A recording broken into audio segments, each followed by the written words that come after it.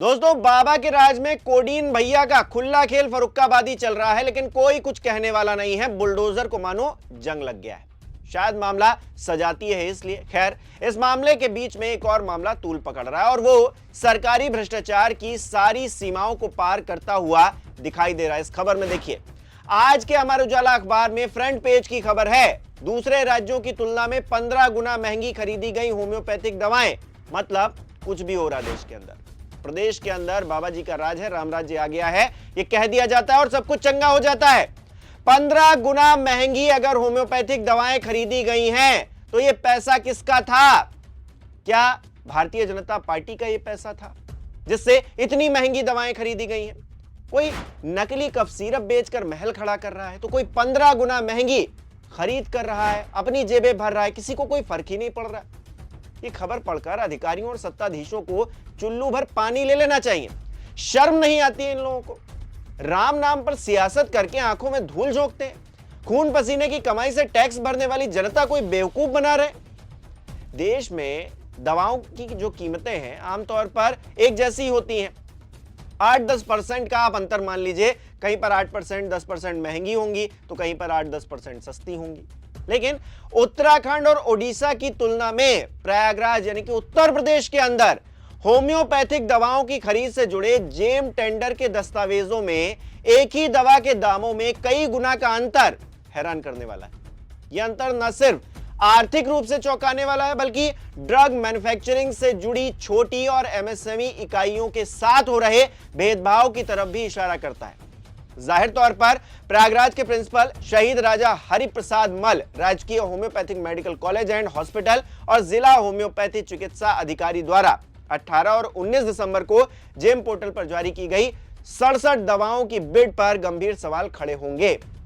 आप अखबार में छपे हुए आंकड़े देखिए जरा दोस्तों, तब आपको समझ में आएगा कि असल में खेल चल क्या रहा है। देखिए जरा, जेम टेंडर के अनुसार दवाओं की कीमतें देखिए। प्रयागराज, ओडिशा और उत्तराखंड में 3 जगह 3 राज्यों का जिक्र है। एक उत्तर प्रदेश के अंदर प्रयागराज का, दूसरा ओडिशा का और तीसरा उत्तराखंड का। देखिए, दवा का नाम है कार्डियस मेरियनस क्यू। इसकी कीमत ओडिशा में 27 रुपए, उत्तराखंड में 32 रुपए 96 पैसे और प्रयागराज में देखिए 345 रुपए की यह दवा मिल रही है। इसके अलावा आ जाइए अगली दवा पर, कार्निका मोंटाना क्यू 505 रुपए की प्रयागराज में बिक रही है, जबकि ओडिशा में 31 रुपए 40 पैसे, उत्तराखंड में 32 रुपए 96 पैसे। पैसीफ्लोरा क्यू 295 रुपए की प्रयागराज में, ओडिशा में 27 रुपए की, उत्तराखंड में 32 रुपए 96 पैसे की खरीद। सीजीजीएम जैम्बोलानम क्यू 27 रुपए की ओडिशा में, 27 रुपए 81 पैसे की खरीद जो है उत्तराखंड में, जबकि प्रयागराज के अंदर 200 रुपए की खरीद की जाती है। मिलिफोयम क्यू 505 रुपए की खरीद जो है प्रयागराज में होती है, जबकि इसकी तुलना में ओडिशा में 29 रुपए 95 पैसे, उत्तराखंड में 32 रुपए 96 पैसे की खरीद। कैलकेरिया फॉस 6X ये है 720 रुपए की खरीद प्रयागराज के अंदर, जबकि ओडिशा में 125 रुपए और उत्तराखंड में 172 रुपए। डाइल्यूशन 1M 270 रुपए की खरीद प्रयागराज में की जाती है, 24 रुपए 24 पैसे की खरीद ओडिशा में होती है, जबकि 24 रुपए 10 पैसे की खरीद उत्तराखंड में की जाती है।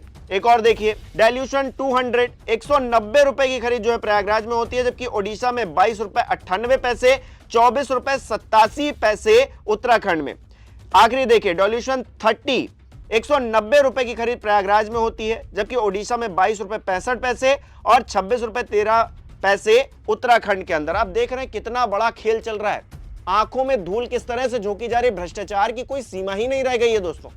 15-15 गुना रुपए ज्यादा पर खरीद की जा रही है इन सब की, जबकि ऐसा होता नहीं दोस्तों। 8-10% का अंतर भले ही माना जा सकता है मार्केट के अंदर, मतलब बेईमानी में भी कोई ईमान अब बचा नहीं है। सब कुछ बेच खाया इन लोगों ने।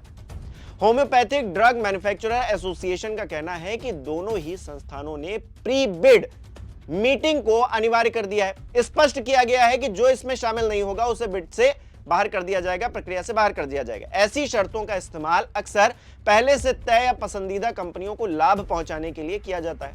इतना ही नहीं, टेंडर में ब्रांड नेम से दवाएं मांगी गई हैं, जबकि केंद्र और राज्य सरकार की जरूरी ड्रग लिस्ट में ऐसा नहीं है।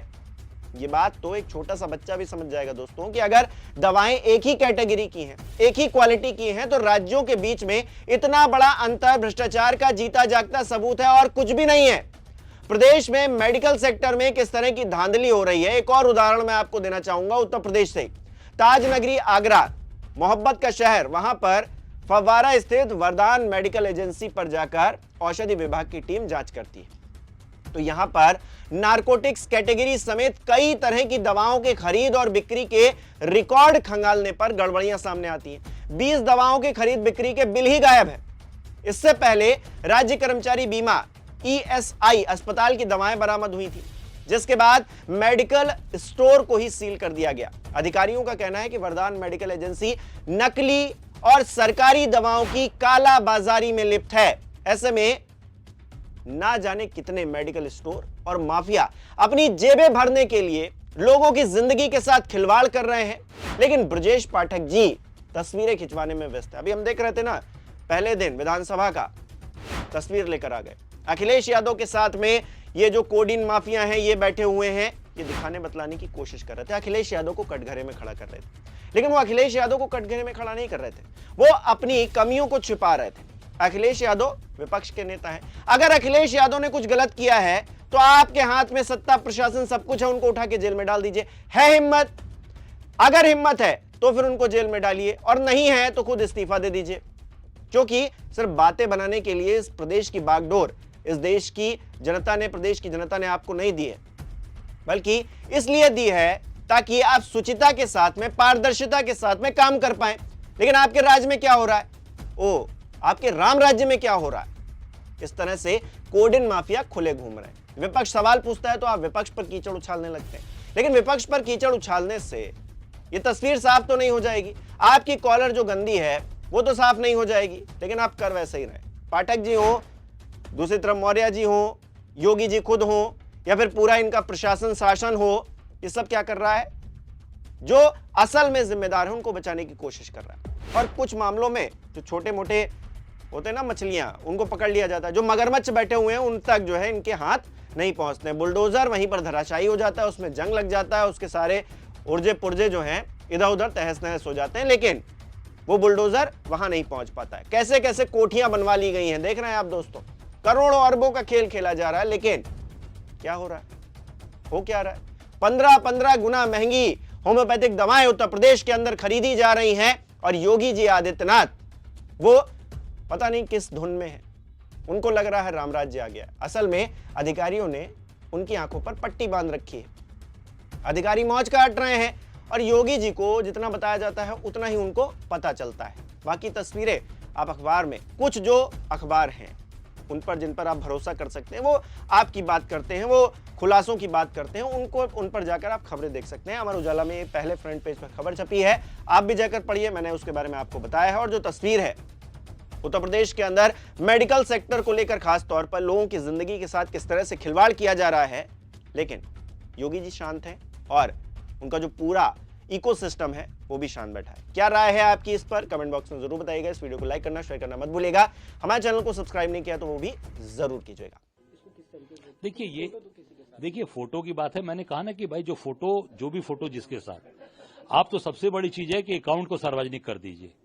जितने भी लोगों के, जितने भी कफ सिरप माफिया लोग हैं या जिसमें भी जो शामिल लोग हैं, उनके सारे अकाउंट्स को सार्वजनिक करिए कि उनके अकाउंट से किसके किसके पास में पैसे गए हैं, किसको गाड़ी मिली है, किसको फ्लैट दिया गया है, किसको आईफोन दिया गया है, मोबाइल दिया गया है, कितने को कितनी रैलियां हुई है किस पार्टी की, ये सारी चीजें सामने आ जाएंगी। और मैं फिर मांग करता हूं, पहले भी कहा था, फिर कह रहा हूं कि माननीय हाई कोर्ट के सिटिंग जज के द्वारा ये पूरी कोडिन कफ सिरप की प्रकरण की जांच कराई जाए।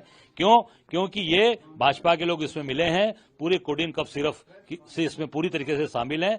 इसलिए मैं माननीय प्रधानमंत्री से कहूंगा कि तत्काल मुख्यमंत्री को निर्देशित करें कि इसकी माननीय हाई कोर्ट के सिटिंग जज के द्वारा जांच कराई जाए, जिससे इसमें दूध का दूध, पानी का पानी साफ हो। कौन किसने पैसा लिया है, किसकी फोटो है, किसके अकाउंट है, किसने गाड़ी ली, फ्लैट ली, किसने उसमें सुविधा ली है, वो सारी चीजें सामने आ जाएंगी। Thank you.